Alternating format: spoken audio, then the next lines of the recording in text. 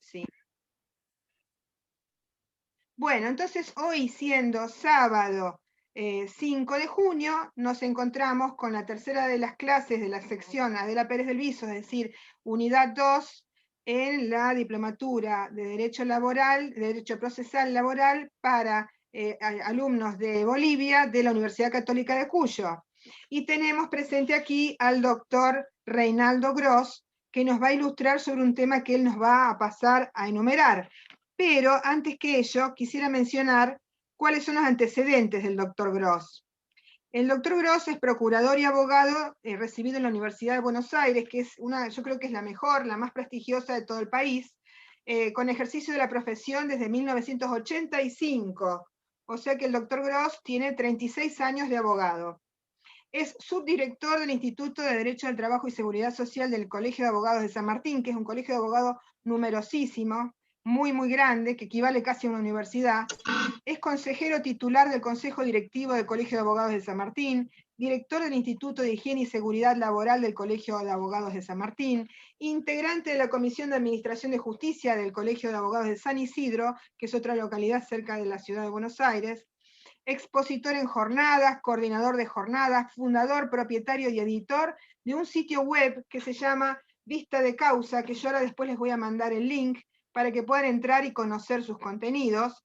Y es autor de diversos libros como La demanda paso a paso, La sucesión paso a paso, Procedimiento laboral de la provincia de Buenos Aires, El procedimiento ejecutivo, La doctrina laboral de la provincia de Buenos Aires, La prueba del proceso laboral, El proceso laboral en la provincia de Buenos Aires, y es director de la colección Sociedad y Derecho y director de la colección Nuevo Pensamiento Laboral.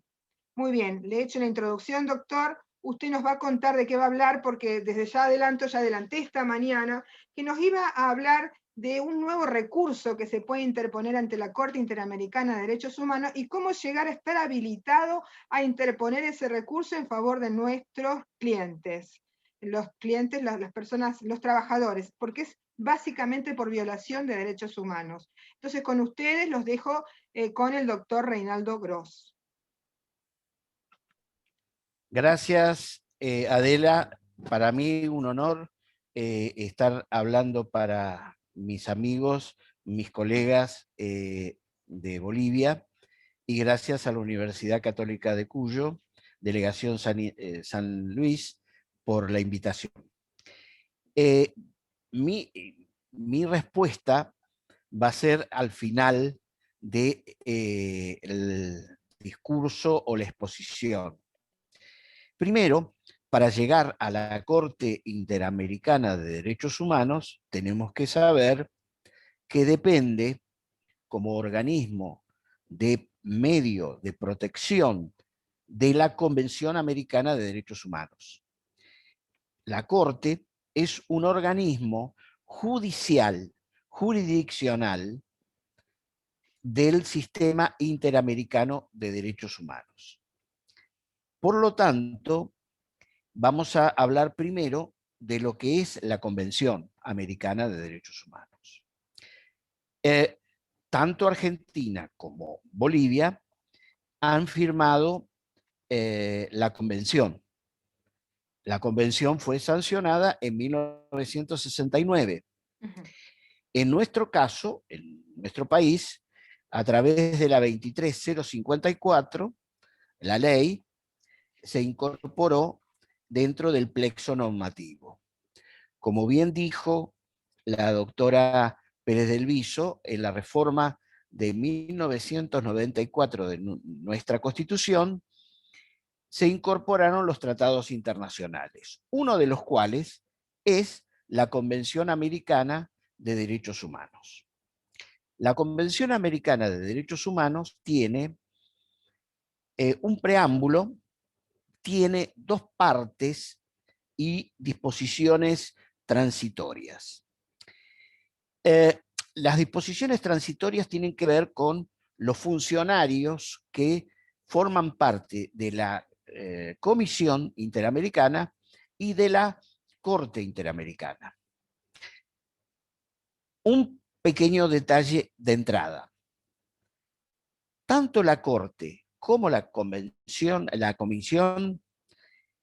están dentro del ámbito diplomático, por lo tanto tienen inmunidad diplomática. ¿Bien? Y son elegidos, porque depende tanto la Comisión como la Corte, de la Organización de Estados Americanos. La Organización de Estados Americanos tiene 25 miembros. Y tanto aquellos que son funcionarios, comisionista o integrante de la comisión, se le dice en caso de la Comisión Interamericana, o juez de la Corte. Tanto uno como el otro los designa la Asamblea General de la Organización de Estados Americanos. Bueno, vamos por el comienzo. La Comisión Interamericana de Derechos Humanos, al igual que la Corte, tiene la misma cantidad de miembros. Son 7 miembros. La Comisión tiene miembros que pueden tener un periodo de 4 años y que pueden ser renovados una sola vez. La Corte Interamericana tiene también la misma cantidad de miembros, 7 miembros. Y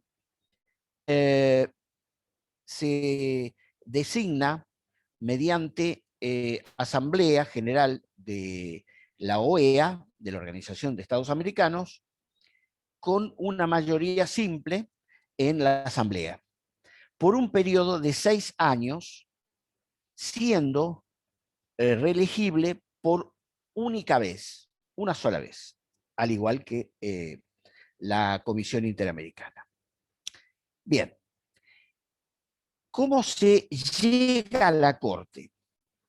Necesariamente tenemos que hacer una aclaración. El ámbito jurisdiccional es la Corte. Por lo tanto, para llegar a la Corte hay que finalizar todos los recursos necesarios que están establecidos en el derecho interno. Solamente se llega a la Corte Interamericana de Derechos Humanos cuando se haya finalizado la vía judicial en el país. ¿Qué es lo que sucede aquí? La Comisión Interamericana no tiene facultades jurisdiccionales, sino investigativas. Por lo tanto, es como si fuera una preparación o una vía administrativa de la iniciación luego de la vía en la Corte. Por lo tanto, hay posibilidad de iniciar un reclamo, una denuncia que la comisión va a designar como petición ante la comisión. El artículo 44 de la Convención establece quién puede iniciar un reclamo. Y acá tengo que aclarar que son varias las personas que tendrían capacidad para iniciar.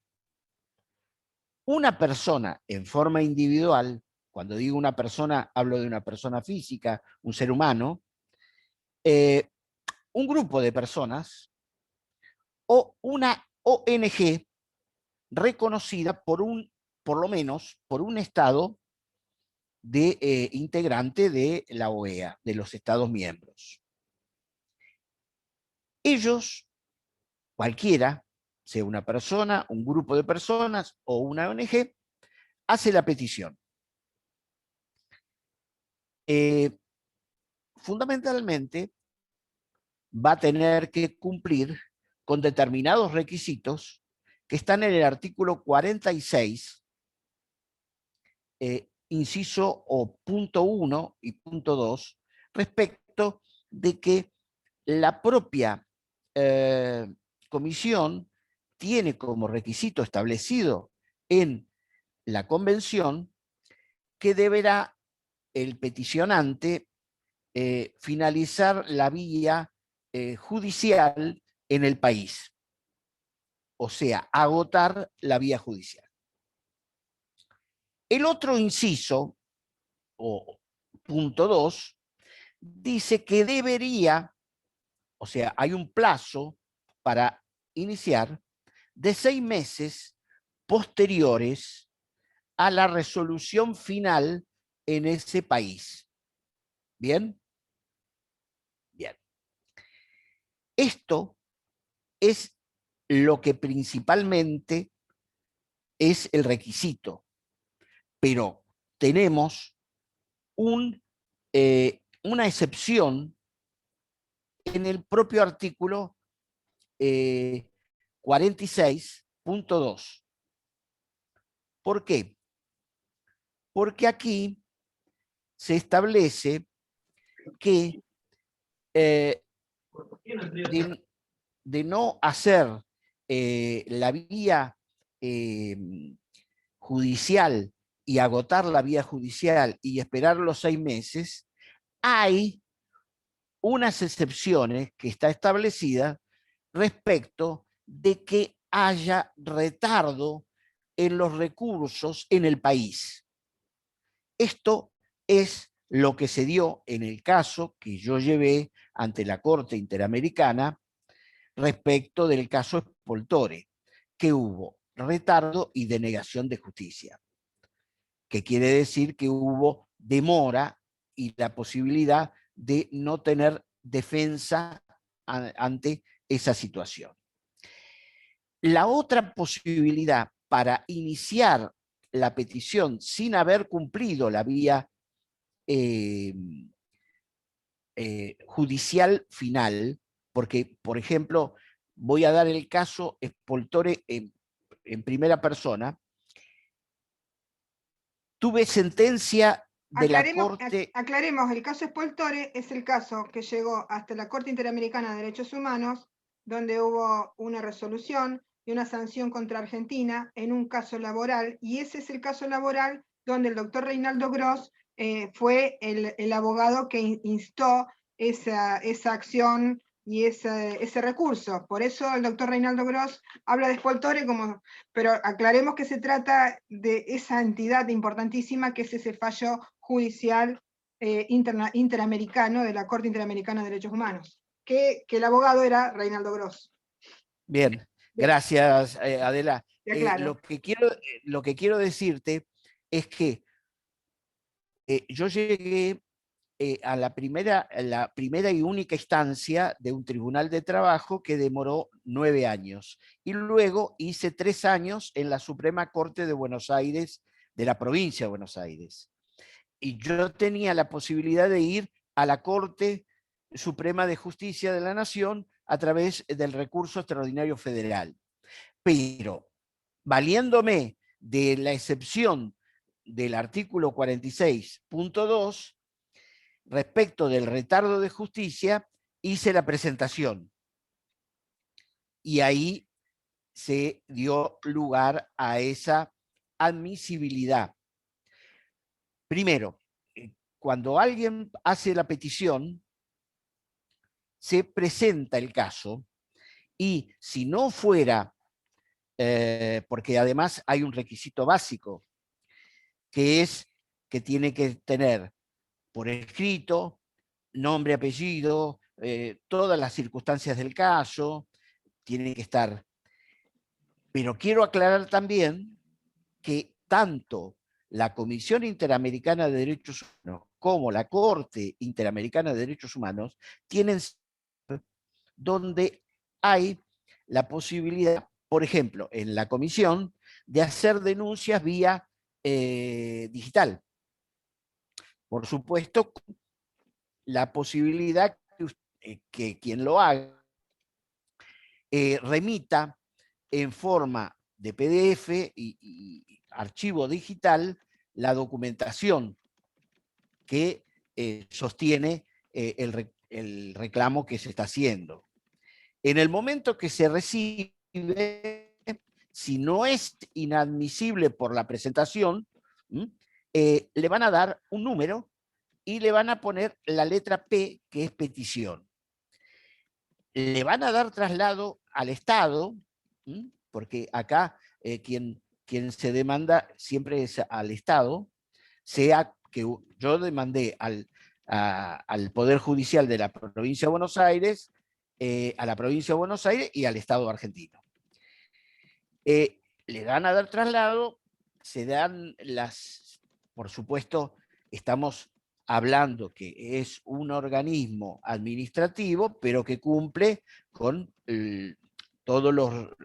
la cuestión de legalidad, la cuestión del derecho de defensa y demás, por lo cual se le va a dar traslado al Estado, contestan, y ahí se va a ofrecer las pruebas que se tiene para la fundamentación que uno hace en la petición, que tiene que mandar la documentación.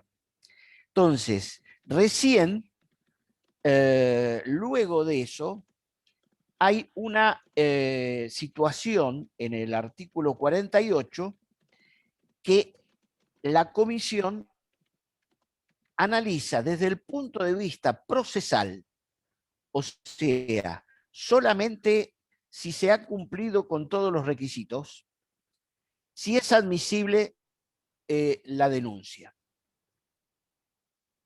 que en ese momento es una petición. En el momento en que la comisión vota, decide, esa situación se convierte en informe de admisibilidad. De cada año hay un número barra el año en el cual se decide. Y acá es algo importante. ¿Por qué? Porque la comisión deja de tener ya esta denuncia como petición y la convierte en caso. ¿Qué quiere decir caso? Que ya va a analizar no las cuestiones formales, procesales. Ojo, quiero aclarar, la comisión, en todos los casos en que el informe de admisibilidad es positivo, o sea, lo declara admisible, no analiza ni prejuzga sobre la cuestión de fondo, sino que solamente analiza la parte formal. ¿Está bien presentado? ¿Está fundamentado? ¿Cumplió con los requisitos? Bien. Entonces pasa a lo que se llama en la comisión la tramitación para llegar al fondo de la cuestión. El artículo 50 de la Convención establece el informe de fondo. La misma comisión que declaró la admisibilidad va a analizar si hay violación o no hay violación de los derechos humanos que se argumentaron y que se presentaron. En mi caso, yo planteé la violación del artículo 8 sobre las garantías judiciales y el artículo 25 sobre protección judicial, sumado a las cuestiones que tienen que ver con el derecho laboral en cuanto a las condiciones equitativas e igualitarias del trabajador para la protección de su salud, porque era un caso donde estaba afectada la cuestión de la salud y de la prevención. Entonces, ¿qué es lo que sucede? La comisión analiza el fondo de la cuestión.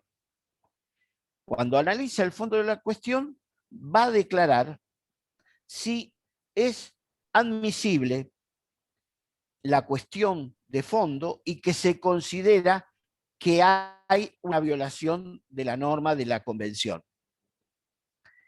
Para esto se le va a dar un periodo de 3 meses al Estado, porque se le da ciertas recomendaciones a cumplir por el Estado, cosa que esas recomendaciones luego fija la comisión, pasados los 3 meses, fija la comisión un plazo para que el Estado cumpla con esas recomendaciones. En el caso en cuestión, la comisión le otorgó al Estado argentino 6 prórrogas,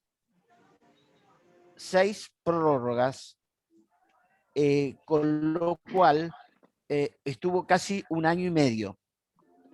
En la comisión previa. En la comisión. Antes que decidieran si correspondía que fuera o no a la Corte Interamericana de Derechos Humanos. Exacto. Como paso previo, o sea... en realidad, el Estado argentino estaba tratando de zafar y que se les caducara el proceso. Posta. Sí, bueno, pero sí. Después en el caso era autocontradictorio el Estado argentino porque reconocía la competencia de la Corte, pero a su vez planteaba una excepción preliminar que era la cuestión de no haber finalizado la vía judicial. Bien. Cuando ya la comisión, en el momento de admisibilidad y en el informe de fondo, reconoce la violación de los derechos del artículo 8 y del artículo 25. Por lo tanto, era autocontradictorio con lo que ya había hecho con anterioridad. ¿Del artículo 8 y del artículo 25 de qué, Reinaldo? Aclaremos bien. De la Convención Americana de Derechos Humanos. Bien. Sí, el 8 es de garantías judiciales y el 25 de protección judicial. Muy bien. Tanto en el ámbito civil, comercial, laboral, penal, administrativo, todo el derecho está involucrado ahí. Entonces, vencido ese plazo, la comisión, en este caso, y que en cualquier caso otorga plazo, no se cumple con las recomendaciones y dispone el pase a la Corte. Fueron 6. La 7ª fue rechazada por la comisión y el expediente pasa a la Corte.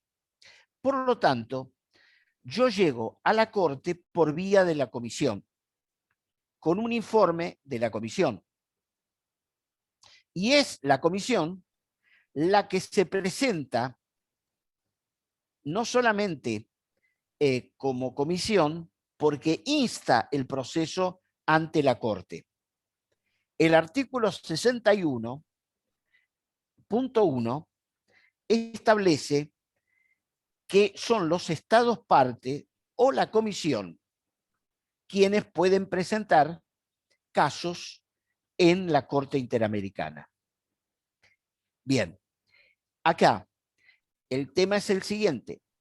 También pueden llegar cuando se agota el procedimiento ante la Comisión Interamericana de Derechos Humanos. ¿Cuál es el procedimiento ante la Comisión Interamericana? Lo que yo estuve diciendo recién y que está incluido en los artículos 48 a 50 de la Convención Americana. Por lo tanto, a la Corte se llega por los estados parte, por la comisión o por un particular que agotó el procedimiento en la Comisión Interamericana. Este es el caso en que estuvimos hablando. Un segundito, paro y volvemos a grabar.